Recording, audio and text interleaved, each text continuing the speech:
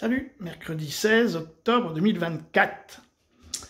Bon, alors là, ça va être un petit peu long, c'est Ruth Elkrieff qui va parler. Et donc, ça va partir de cette phrase-là. Hein, et là, Georges Malbruno qui dit donc, voilà, Netanyahou, pas complètement tort, par rapport à ce qu'a dit Macron. Bon, normalement, on en reste là, c'est le président de la République, on n'en parle pas. Là, sur LCI, hein, vous avez Ruth Elkrieff qui, écoutez bien quand même ce qu'elle dit, hein, jusqu'au bout, hein, c'est hallucinant. Hein. Je dirais que sous-jacent, puisque c'est sous-jacent, elle traite Macron d'antisémite, donc le président de la France, Macron, d'antisémite, de révisionniste, voire de négationniste. Hein. C'est du délire. Hein. Normalement, si le président Macron dit tout ce que va dire Ruth Elkrieff, il devrait être arrêté, hein, parce que c'est interdit en France tout ce qu'elle va dire. Mais là, bon, c'est comme la guerre en Ukraine, c'est-à-dire on raconte n'importe quoi et ça fait parler. Parce qu'il faut quand même pas oublier que quand ils vont parler de la création de l'État d'Israël, bon, la création de l'État d'Israël, 48, pas 48, moi je m'en branle, tout ce que je sais c'est, il n'y a pas d'Hébreux. Il y a Golda Meir, donc une Ukrainienne, il y a, comment il s'appelle, Ben Gourion, donc lui il est polono, je sais pas quoi, Smotrich, là, tout ça, tous ceux, là, Netanyahou, c'est un polono-ukrainien. Enfin, je veux dire, c'est des Ukrainiens, des Biélorusses, des Russes, qu'est-ce qui me manque, des Polonais. C'est ça qui crée l'État d'Israël. Après, ils nous disent, oui, hébreu, je suis sémite, j'ai les origines de Moïse. Non, vous êtes des Ashkénazes, les gars, vous êtes des Lubavitch, quoi. Donc, c'est chaud patate, hein, mais j'adore. Pas complètement tort non plus quand il répond que la création de l'État d'Israël résulte plutôt de la victoire obtenue dans la guerre d'indépendance avec le sang de combattants héroïques. Merci Justine. Affaire de regard. Effectivement, Georges Malbruno, votre collègue Renaud, d'une certaine manière, fait une forme de synthèse. Mais pourquoi est-ce que cela crispe autant? Qu'est-ce qui se joue derrière cette question-là? D'abord, répondre vraiment fondamentalement ce qui est derrière cette phrase et qui a beaucoup choqué, au-delà de la polémique historique, sur laquelle on peut revenir.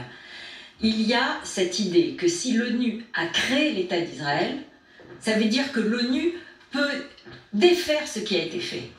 Ce qui est sous-jacent à cette phrase et qui est extrêmement violent pour l'État d'Israël. Bon, je reprends où j'en étais. Et pour ceux qui peuvent le soutenir, c'est que c'est une forme d'artificialité, puisque c'est l'ONU qui l'a créé, et donc aujourd'hui, l'ONU ou le reste de la communauté internationale pourrait le détruire ou défaire ce qui a été fait.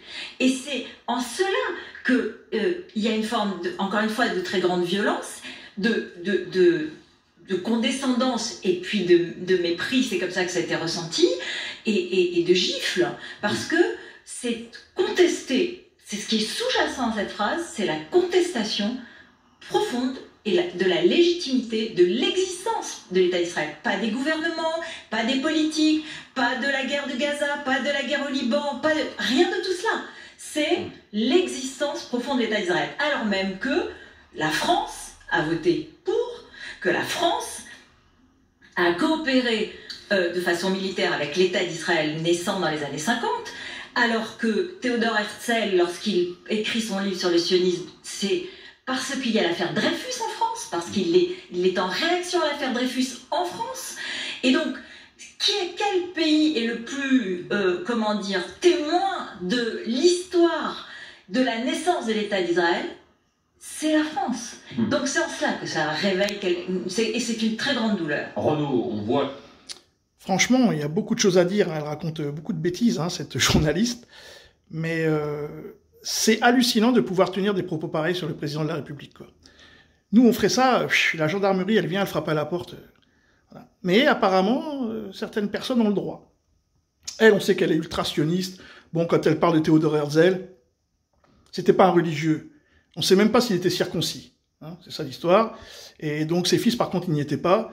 Et donc le sionisme, c'est laïque. Hein. Ça n'a rien de religieux. Le sionisme, c'est laïque. Le sionisme religieux, ça c'est encore une autre histoire, c'est la Torah. Ces gens-là, c'est les gens du Talmud. Moi, les juifs que je connais, c'est les juifs de la Torah. C'est pas les mêmes. Mais bon, sur ce, les amis, c'est quand même violent ce qu'elle a dit, hein, sur le président de la République. Et je suis pas trop macroniste, hein, mais personne d'autre ne pourrait dire des choses pareilles.